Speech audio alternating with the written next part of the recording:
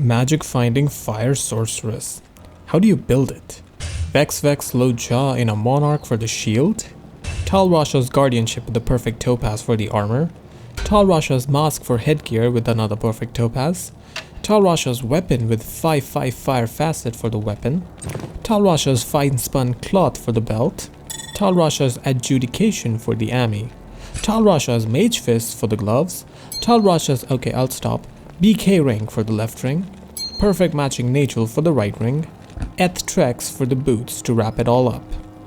For the charms, we have a 1719 Source Torch, a 2039 Annie, a 70 Fire Sunder, a plain Fire Skiller, a near perfect Geeds filled with fire and MF small charms. Merc carries the standard Infinity, Fortitude, and Andy's combo. All that, of course. How do you spec it? Max Fireball, Max Meteor, Max Fire Mastery, Max Firebolt, 1 point into Static, Telekinesis, and Teleport, 1 into Frozen Armor, 1 point into Warmth, dump the rest into Inferno.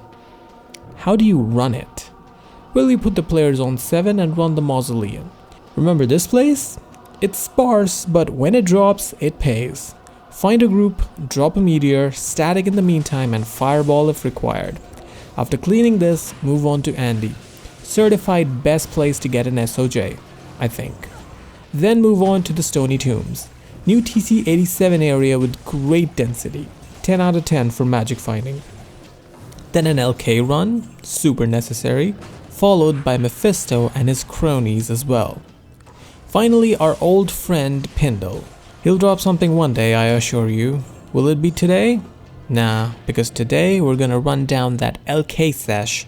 Spoilers, my best LK sesh of 2023. As if that's saying something. What did you get out from it? Number 10. 2 Mal runes. 1 Mal is great since it is a valuable member of many rune words that we build with many high runes such as Call to Arms and Infinity, but 2 Mal runes are even better because not only does it mean that you can make both CTA and Infinity, but you can also combine these to make an Ist rune, something that is always constantly being used on Magic Find characters. Number 9. Ist rune. What is better than 2 Mal runes and needing a gem to combine it into an Ist rune? Well, an Ist rune outright. Again, this is the most valuable mid rune there is and in constant demand from various high level rune words like the aforementioned Infinity, but also a prime candidate for getting slotted into various armor pieces or swords if you want to go for the 6 Isted stuff for the Barbarian. Number 8. Gull rune. We are climbing the rune ladder fast and from Ist rune we move on to Gull. Now I said that Ist rune is the most valuable mid rune and I stand by it, but Gull does have a pseudo high rune stature in the community. It is much rarer than Ist but still pretty valuable. Trust me, you will be pulling your hair out at the idea of cubing Ists when you want to make that new shiny dual mosaic if you don't have this outright. Well, guess what? I do now. Number 7. Vex rune. The high runes start here, folks. Yes, this was a good session. There was a time not that long ago that Vex rune was actually my most sought after high rune. I actually wanted to find a Vex more than a Zod. That is because of the rune word that this girl wields in her shield, Phoenix. However, now that I have built that rune word, I have kind of run dry of Vexes and golds in my inventory, and thus it is nice to top the coffers up with this one. Number 6. Peacomb. We'll take a break from the high runes to bring you some pretty decent and super usable drops. First in the form of a Peacomb. As I said in the past, this is one of my 2 most sought after skillers with +1 to cold skills being the other. Now with increased versatility in working with the Hammerden and the Foden, this is a staple for a reason and a very good find from LK. Number 5. Poison and Bone Skiller with life. +10 to be exact. Not much, but I will still take a skiller for my favorite character in the game. I'm in the process of decking out a Poison Necro to hopefully take on some pits and terror zones on high MF, and this will form a great part of my arsenal in that quest. Number 4. Kurast Shield. One of the most underrated things that you can find from LK are the bases to make rune words from weapon and armor stands.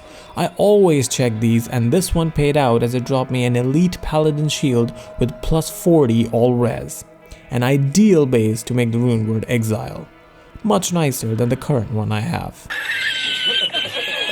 Number 3, Sur rune. Oh baby.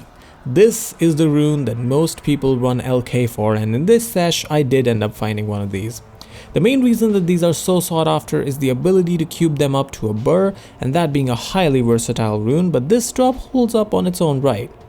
Number 2, 2 Ohm runes. Controversial? Yes. Some will say that Surs are more valuable than Ohms, and it certainly would seem so by looking at the rune ladder. However, is 1 Sur more valuable than 2 Ohms? These are the hard-hitting questions that I have to contend with, ladies and gentlemen. In my humble opinion, 2 Ohms gives more versatility and more usability than a single Sur drop.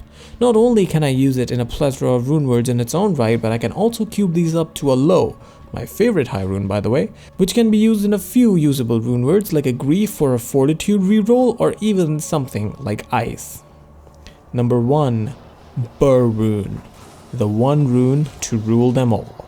The best thing that you can hope for when you pop open that LK chest is one of these. I said that Sur runes are the most sought after because Burr runes are a lot less attainable right off the gate, but hey, it is possible. Even though I have built an Enigma, I have built an Infinity, it's a Burr rune.